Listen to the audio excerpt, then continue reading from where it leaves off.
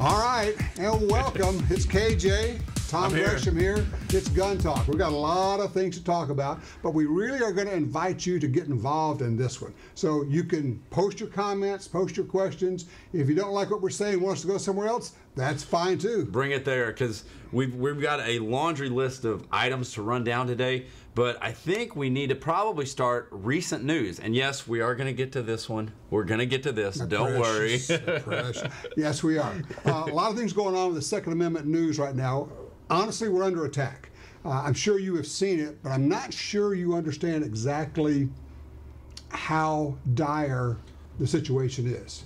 I've been monitoring what's going on with the Michael Bloomberg AstroTurf groups, the Moms Demand Action, Everytown for Gun Safety. They are organized. They have millions of dollars behind them. And what's happening is they're seeing as much as a tenfold increase in the numbers of anti-gun or gun-banned people who show up at events, who show up in state legislatures, and they are getting some traction. Now, no, their ideas don't make any more sense than they ever did.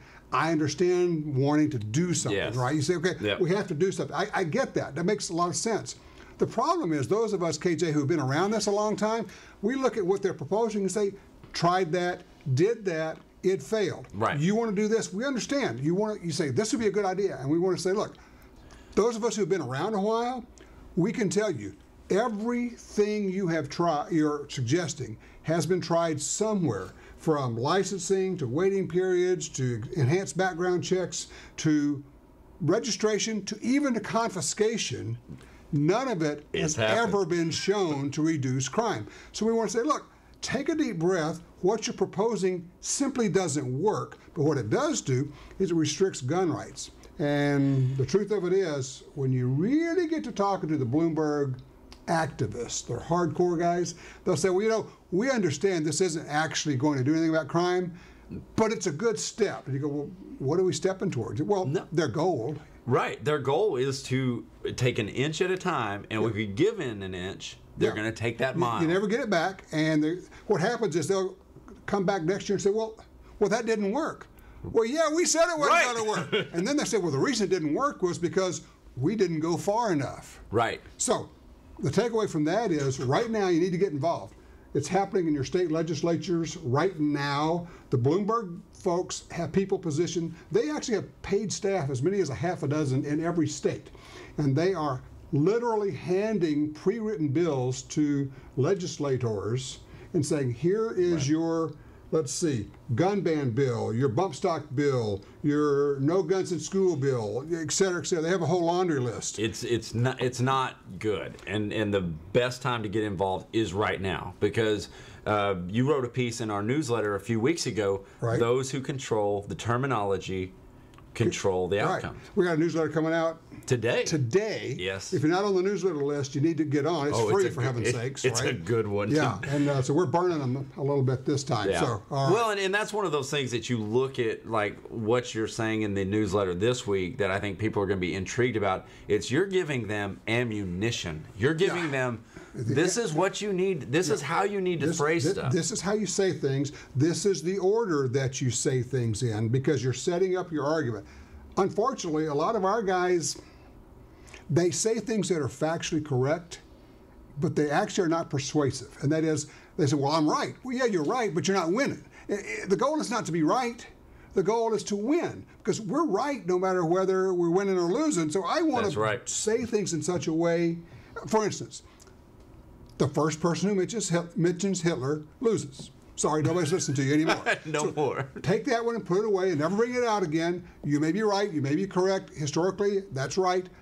Don't mention it. It's a losing argument. And the only question is, do you want to win or do you want to lose? That's right. All right, so check out the newsletter. We got a lot of information for you there. You can go find that at guntalk.com. You can go subscribe there. But a real good comment that hunting, fishing, and everything in between just said, if they come for your guns, give them your bullets first. Yeah, you know, well, I hear that a lot. Here's the deal. When we get to that point, we have already lost. Yes. So forget what I'm going to do when that happens. Right. I want to know what you're going to do on Tuesday, because this is the battle. A lot of people don't understand. Right now is the battle, because when they come for them, it's over. Right. Because they will come with more than you can fight, and they will come with SWAT teams and MRAPs and everything else, and they will simply do what they have to do. Historically, if you don't believe it, ask the people in New Orleans. After Hurricane Katrina, right. They went door to door. They took guns away. The administration lied about the guns they took. We said, we know you took them. They said, no, we never did. Only when we threatened to sue the mayor personally did all of a sudden they found a warehouse full of guns that they had confiscated, and oh yeah, they were all ruined. Exactly. But they will come for them, and when they do, it's too late. You're not going to shoot your way out. You're not going to do that. If you want that to not happen, circling back to where we need to be, you need to get involved right now. How do you do that? And that's exactly what Timinator 777, love the name. What can we do besides telling our representatives and senators? Okay. Show up. Really, honestly, truly, take a day off work. Oh, well, I don't care. What's your level of commitment? What are you prepared to do? Find out when the bills are going to be heard. Find out when the committee meetings are. And how do you find out? You have to be active. Nobody's going to come spoon feed you. Somebody just recently asked me, said, well, where's the NRA on this? I said, where were you? You're the NRA. Don't wait for the NRA. Get off your rear end and get involved. There is a state organization in every group. Find out who your state group is, get on the mailing list, volunteer, and they will say, we need to be in Salem or Baton Rouge or Springfield or wherever it is on this day. And when that happens, take your day off of work, show up, because you know what politicians, they may not be smart on a lot of things, but you know what they know how to do? They know how to count.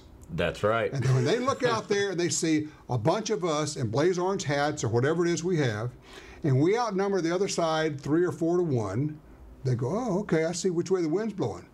But if they have the red shirts from the Everytown group and the moms, and there are more of them than us, you know what? You stayed home and you lost. Because staying home is the equivalent of losing. That's right. It's a great question. And that, you look at it, and the left is actually really good at organizing. They show up really well. I have my armchair psychologist idea about that. Oh, you do? Okay, I got to hear it. We on the right tend to be more conservative, tend to be more self-sufficient. Mm-hmm. Frankly, we don't really care what others think about us. We don't need validation. Those on the left love to group together, love to find out, tell me how I'm doing, but enough about you. What do you think about me? They like to have groups, they like to organize, they like to get together because they're always seeking this validation. Now, we can make fun of that, but that makes it easy to get a bunch of them together in one place. We are like herding cats, Yes. Because we go, I don't care, well, we better care. Yep. You know what? Because people say, well, they're never going to take my guns. Yes, they will. Yeah. Ask the people in California. They promised them back, 86? They had no assault weapons ban or bill. They passed that. And then they said, but it has to have 2 features. Then later on they said, oh, well, actually it only has to have 1 feature. So if it has the 2 features, you can't have that.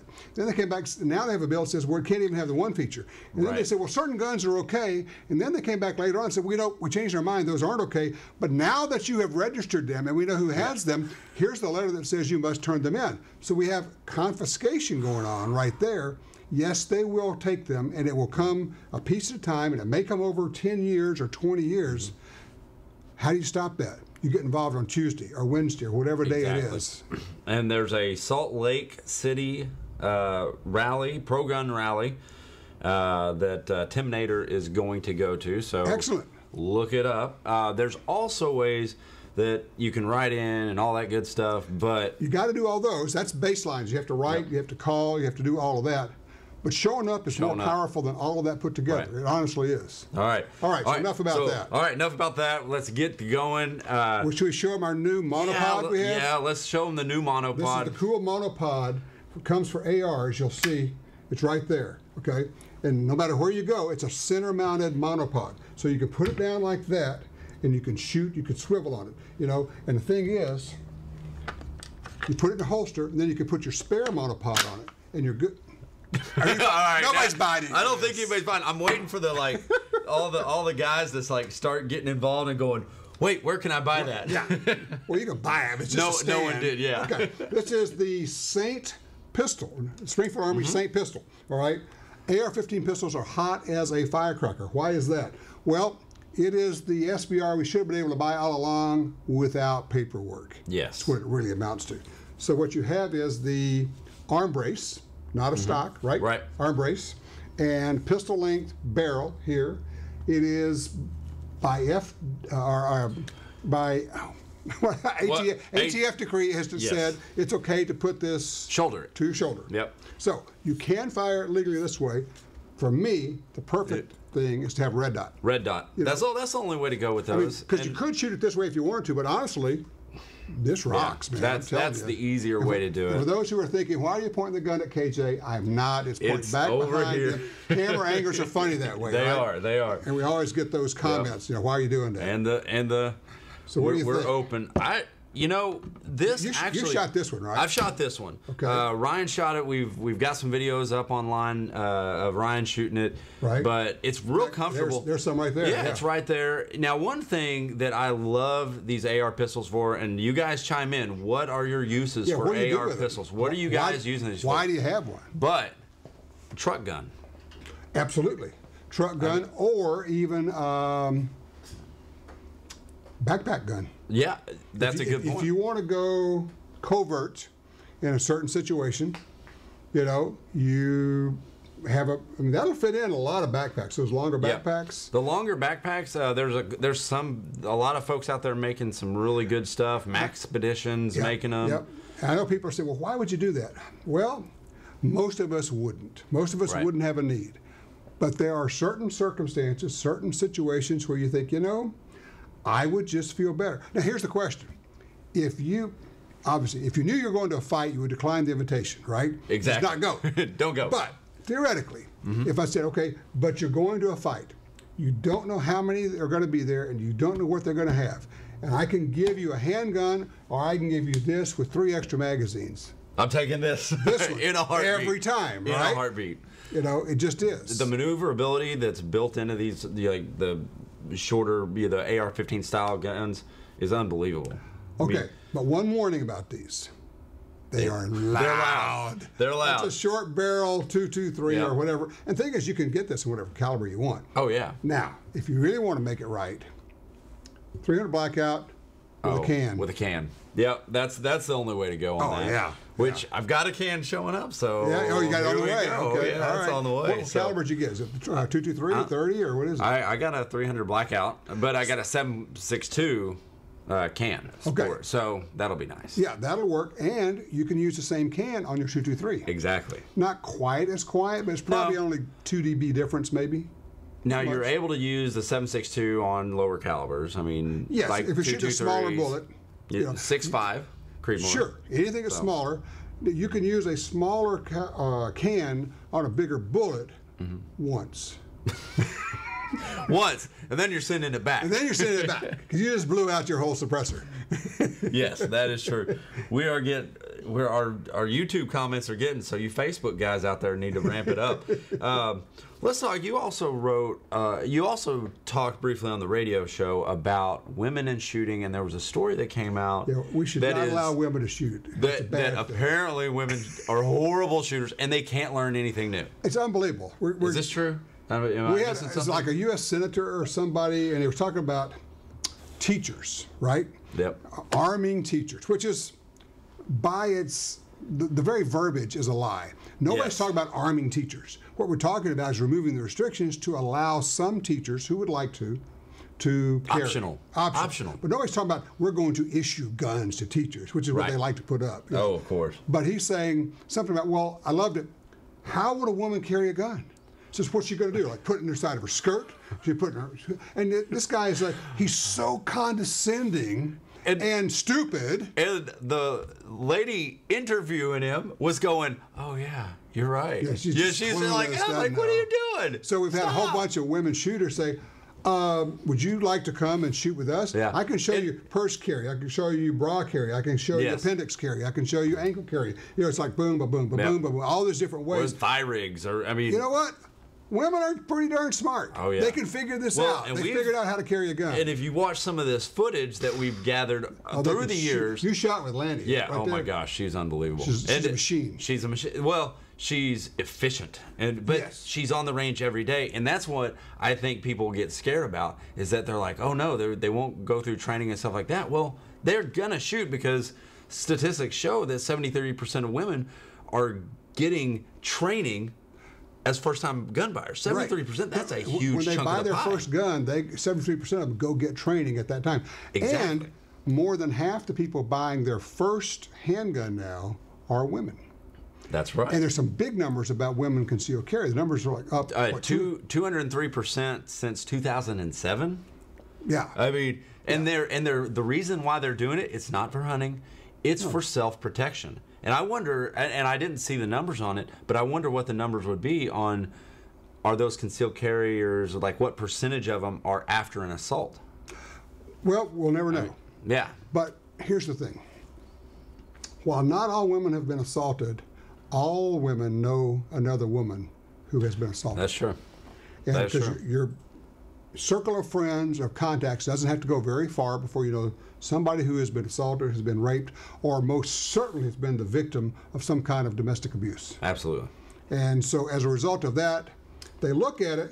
Here's the thing. They're pretty smart about stuff. Oh yeah. And they look at it, and when you do the research, you find out, well, the police probably aren't going to be there. Okay. Even if they want to be there, and police do want to be there, when you call them, they will probably show up. It will almost certainly be too late. But here's the kicker on the whole deal. The courts throughout the country and the Supreme Court have ruled the police have no duty to protect you. A police officer could be standing right next to you while you're getting mugged. You cannot hold him or the department liable. We can't hold the officer or the department liable in Parkland, Florida, for sitting out there and listening to kids die. Okay? Yeah. So the bottom line is, you really are on your own. Or as a woman That's right. on a radio show last Sunday said, I am my children's first responder. That's right. Right? That's right. I am the first responder. And we will call and ask for help. Here's the thing. What are you doing when you call 911? You tell them where you're at. What are you asking for? You're calling somebody and saying, could somebody bring a gun? Ultimately, right? When an assault is going on, you're saying, and people, I love it. People say, well, we shouldn't allow guns in schools. I said, well, really, what are you going to do if you have an attack? Well, we're going to call 911 to get ask guns there. somebody to bring a gun. So that doesn't make any sense. Yeah. But the police officer who created the term, I loved it, the stopwatch of death, which is every second, every minute that goes by in one of these mass attacks, mass shootings, if you will, people are dying. Yep. You cut down the number of casualties by cutting down the amount of time between the first shot and when somebody arrives with a gun. Right. The only question is, how long do you want to go on? Right. Perfect example. What happened in Maryland? Maryland. That's Perfect example. 27 kids killed in Maryland. Oh, wait. Or no, Parkland. Or wait. No, 27 kids. No. No, not killed. You know why they weren't killed? 27 kids killed in Maryland? There was a gun there. Because there's a guy with a gun. That's within a minute. That's right. He So was there. You didn't hear about 27 kids dying in Maryland because there was a guy with a handgun who was there in a minute who stopped it. Yep. It could have, and it had planned to be, a mass shooting. The reason it wasn't is because a good guy with a gun. By the way, I just want to thank all the people who picked up on the phrase that I created. The only thing that stops a bad guy with a gun is a good guy with a gun. That was me. That's okay? you. All That right, is let's you. Just get that out there. And right we now. have we have actually gotten that comment, so we're all good. But you send your kids off, wherever they're at. You send them off to schools, and you think they're protected. Not always the case. And especially when the school hides behind policy. Here's another pet peeve of mine. People want to say, well, what can I do to get involved? This is hard because nobody likes to be bored this much. Oh, I know what you're going to say. I know. You're already hurting, aren't you? Oh, I don't want to sit through Go to the school board Yes, meetings. That's right. If your school board has a no tolerance policy. You know, we won't.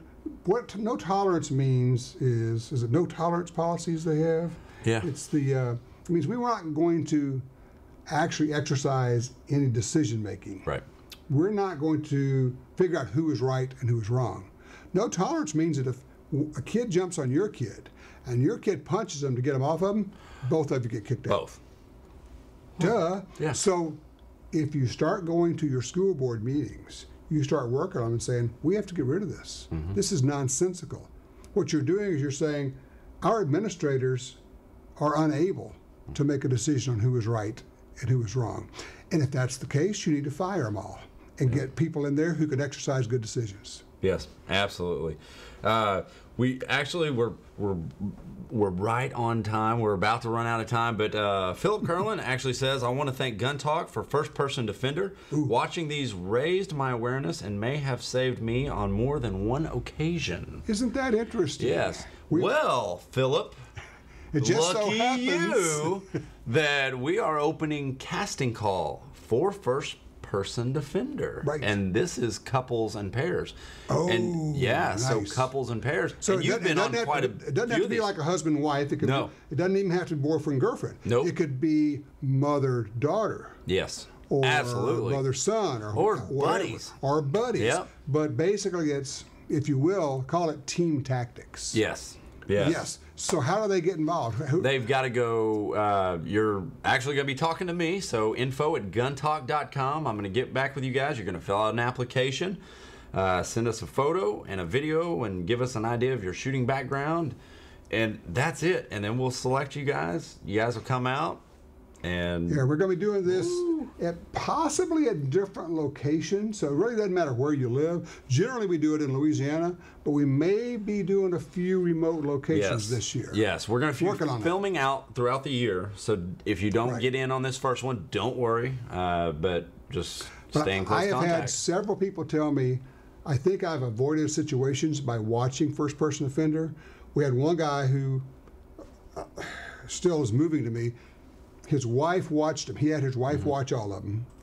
And she said, you know, I think I probably ought to start carrying again. So she started carrying again. Right. She had a permit. Kids playing out in the front yard. A pit bull comes around the corner, starts chasing one of her kids. She just reaches out and smokes that dog, just dropped him like a hammer. He said, I don't know what would have happened to my kid, but all this happened because of First Person Offender. That's enough right there, man. Sometimes the threat is not always No, it's a not bad what you, guy. it's not what you think it's going to be. But if you haven't seen it, check it out. First Person Offender on YouTube. If you have, share it with somebody because it really, I think it can save lives. Absolutely. Okay. I think we're done. Don't forget, ring that bell. Go like us on Instagram, Facebook, and of course, you guys are watching on YouTube probably too. But hit us up. Go listen to what this man has to say on our newsletter. Go to guntalk.com and subscribe. And tune in on the radio show every Sunday. It's Gun Talk Radio. Check it out. On our guntalk.com, we have a list of all the stations, also stations which stream it live. Right. And if you miss it all together, you can listen on the podcast anytime. Absolutely. So thank you guys for watching. Thank you for your questions and involvement. This was a great show today, and we will be back next Thursday at 4 o'clock again with another Gun Talk Live.